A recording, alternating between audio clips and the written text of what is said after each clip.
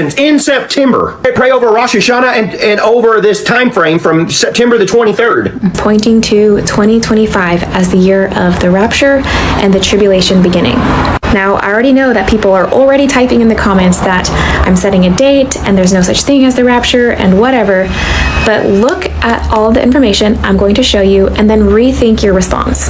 I've put these into categories so that you can see how all the boxes are being checked.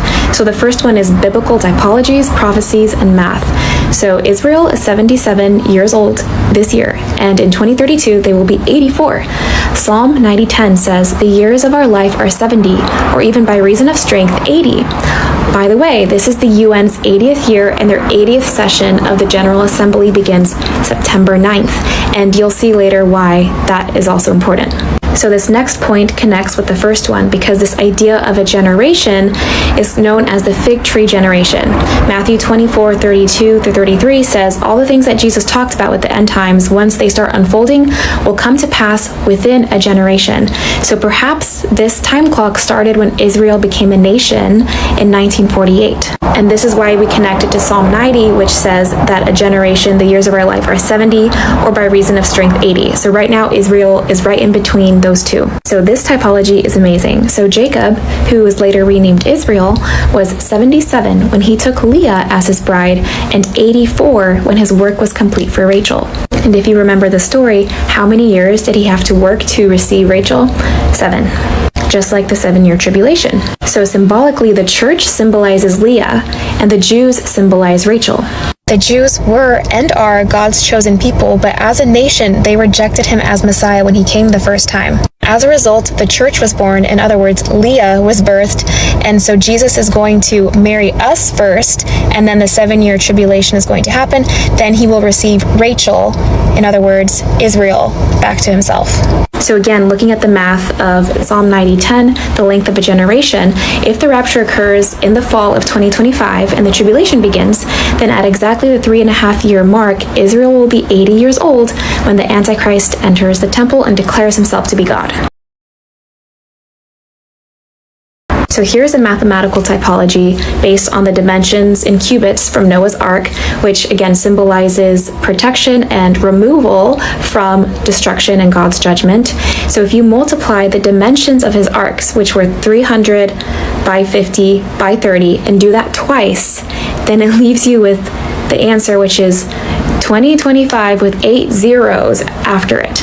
There were 8 people on the ark, and also 8 symbolizes new beginnings. Like being a watchman, seeing years in advance, I'm trying to warn you of what's coming. A plague's coming. War is on the shore. We should be praying against this war. On when the watchmen see the new moon and then blow the shofar. In other words, they blow the trumpet. So that's why all eyes are on Feast of Trumpets as a likely rapture date. Description of the Feast of Trumpets is laid out in Leviticus 23:24. And Leviticus, the word, has 9 letters. So that would be 9, 23, or 24. So the next thing is that this year is a Jubilee year. A study made by Bible scholar Roger Young reveals that the year 2425 is the 70th Jubilee year since Israel entered the Promised Land in 1406 BC. Adding 1406 and 2024 results in 3430. Then divide 3430 by 49 because a Jubilee is every 50th year, and it results in 70. This reveals that the Day of Atonement of 2024 up to the Feast of Trumpets to 2025 could be the 70th Jubilee since Israel entered the Promised Land. Isaac married Rebekah at 40 years old in 2025 BC, apparently. And Isaac represents Jesus, Rebekah represents the church. Also, it will have been 40 Jubilees since Jesus died. And the scripture for Isaac marrying Rebekah is in Genesis 25:20. Flip the numbers and you have 2025. That something is major about to kick off. And look, folks, we're just a couple weeks away from September being here. And then I found out that there's a major eclipse coming, a blood moon coming. 7 billion people will be able to see this blood moon that's coming in September.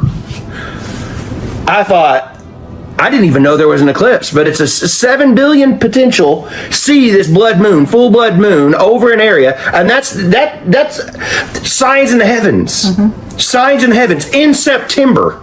The month to remember, all these things that the Lord has already been talking to us about September, and warning us to pray over Rosh Hashanah and over this time frame from September the 23rd. Is the rapture happening on September 23rd? Let me explain why a lot of people are talking about this. So on September 23rd, the UN is meeting, like they do every September, where they talk about global challenges and try to build a global consensus on the things going on in the world. But here's why people are concerned about this year's meeting. There's talk about a peace treaty happening between Israel and Palestine. Now, if you're not familiar with Bible prophecy, the Bible actually prophesies that this peace treaty marks the beginning of the 7-year tribulation, which a lot of Christians believe that this will be around the time where the church will be raptured. But here's what I do know. Jesus is coming back, and the church will be raptured. We're going to be caught up with him in the air. He's coming to put an end to the madness in this world. And my question for you is, are you ready for that? Do you know him? Have you given him your life? Have you let him wash you clean? Because that's the only thing that's going to matter when he cracks the sky. And regardless of his second coming, Jesus is coming back, whether it's tomorrow, whether it's September 23rd.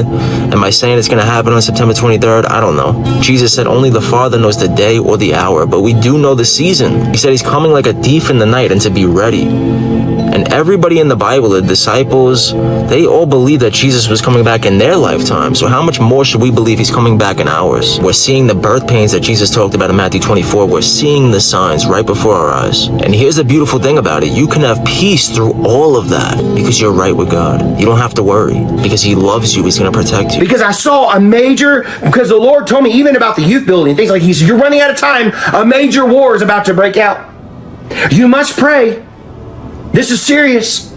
This isn't just wars and rumors of wars. This is a potential of not a rumor of a war, but a major world war that will drag France, Germany, Italy, the UK, Canada, Australia, and America all in this at the same time. And then on his side was North Korea, China, and Venezuela, Cuba, all these others trying to back up Russia. Listen up, guys. I had a dream last night that Russia went to war with the United States. In the dream, I was living in Pennsylvania, and I looked up in the sky, and I could see smoke, lights, missiles, fire, all kinds of stuff. In the dream, I could actually feel heat. And then all of a sudden, I got sucked up into the sky, and I was viewing the U.S. map. I saw 3 targets, West Virginia, and Washington, D.C. And for some reason, I specifically saw Richmond, Virginia get hit. When I was looking at this U.S. map, I can't tell if it was arrows pointing to these places or if all these places were actually getting hit. But in the dream, I saw these 3 places, and then I heard Richmond and I heard Russia. I don't know about you guys, but I'm ready.